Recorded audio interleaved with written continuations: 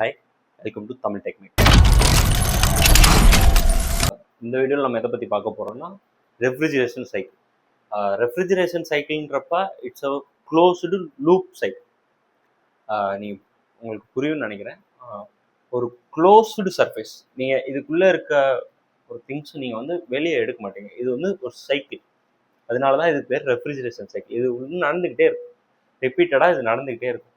இதில் மெயினான திங்ஸ் 4 தான். இந்த 4 தான் கோர். இதுக்கு எக்ஸ்ட்ரா வந்து அடிஷன் தான். பட் இந்த 4 உங்களுக்கு புரிஞ்சாலே ஆர்எஸ்சியில் உங்களுக்கு எல்லாமே புரியும். ஆர்எஸ்சின்றது டீட்டெயில்டு வியூ வந்து நம்ம நெக்ஸ்ட் வீடியோஸில் பார்க்கலாம். First you start with a compressor, then condenser, then expansion valve, then it will go to evaporator. சரியா? இப்போ நீங்கள் இந்த கம்ப்ரஸர் என்ன பண்ணணும்னா, இங்கேருந்து எக்ஸ்பென்ஷனில் வர்றதை வெளியே அனுப்பும். So it's like a pump. ஆனால் இங்கே தான் நீங்கள் வந்து எதை அனுப்பும், இங்கிட்ட இருக்கிறத இங்கிட்ட அனுப்புன்னு நான் சொல்கிறேன். எதை அனுப்பா? ரெஃப்ரிஜரண்ட்.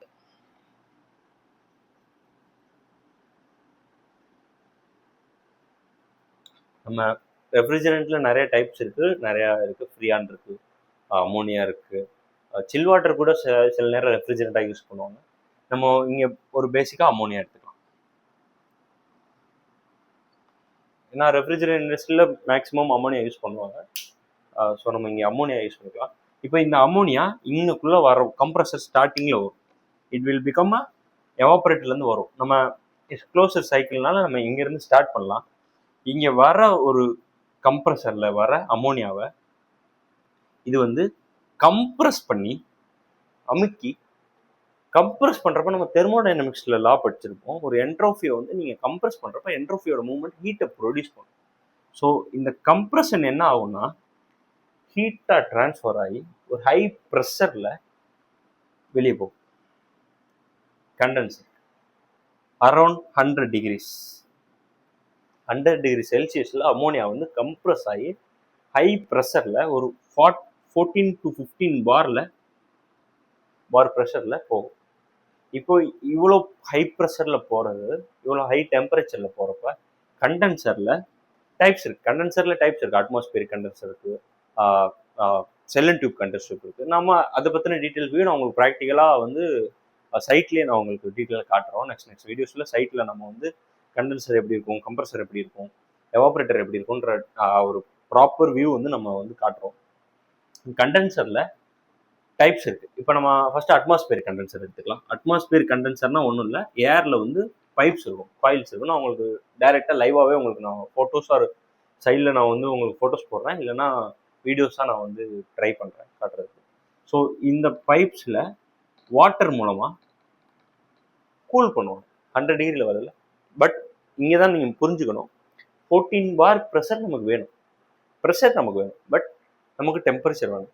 ஸோ நம்ம வாட்டரை அதே ஹை ப்ரெஷரில் வாட்டரை வச்சு கூல் பண்ணுறோம். ஸோ ப்ரெஷர் ட்ராப் ஆகும், பட் அந்தளவு ட்ராப் ஆகும். ஹீட் மட்டும் நம்ம ரெடியூஸ் பண்ணுறோம். ஹீட்டை ரெடியூஸ் பண்ணி சேம் ஹை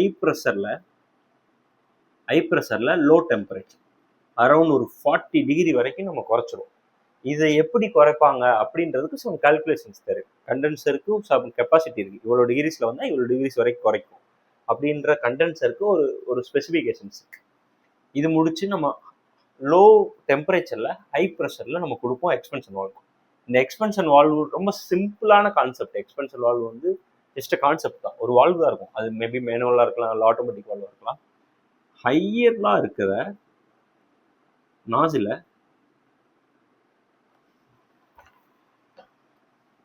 எக்ஸ்பென்ஷன் வால்வ்ன்றது ஒரு சிம்பிள் கான்செப்ட் தான். அது மேனுவலாக இருக்கலாம், ஆட்டோமேட்டிக்காக இருக்கலாம்.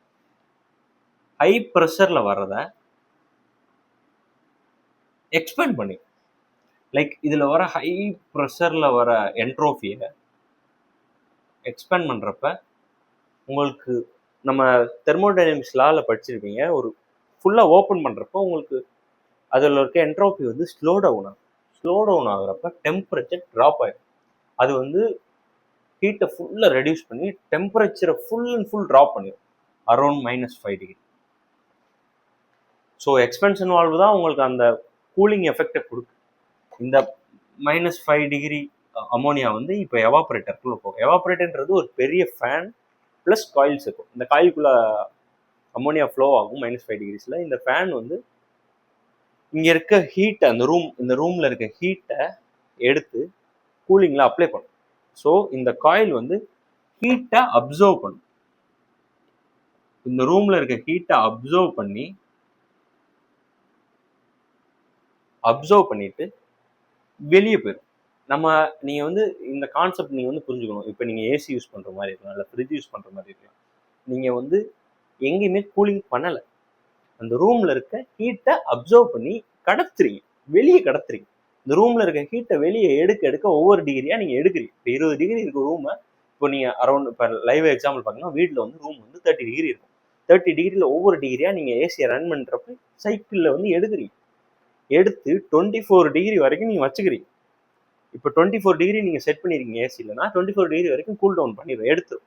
அதுக்கப்புறம் 24 டிகிரியில் ரன் ஆகும். இப்போ ஒருவேளை நீங்கள் மூவ்மெண்ட் ஆகுறீங்க, அப்போ டெம்பரேச்சர் ரைஸ் ஆகுதுன்னா அப்போ எடுக்கும்.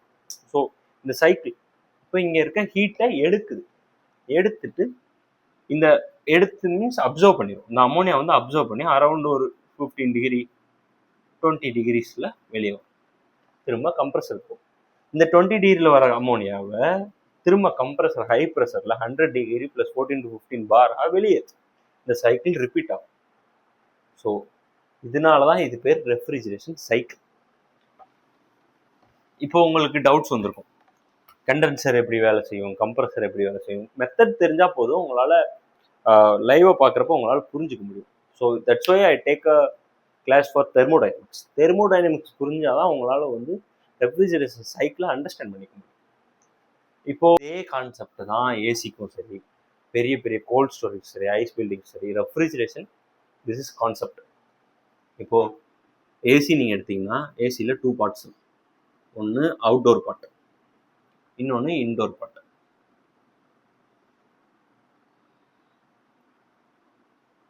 இந்த அவுட்டோர் பார்ட்டுக்கும் இன்டோர் பார்ட்டுக்கும் காப்பர் லைனிங் கொடுத்துருப்பாங்க. இப்போ இன்டோர் பார்ட் என்ன பண்ணும்னா, இதை நம்ம இப்படி பிரிச்சலாம். இது இன்டோர், அவுட்டோர். இப்போ நம்ம இன்டோர் பார்ட் என்ன பண்ணணும்,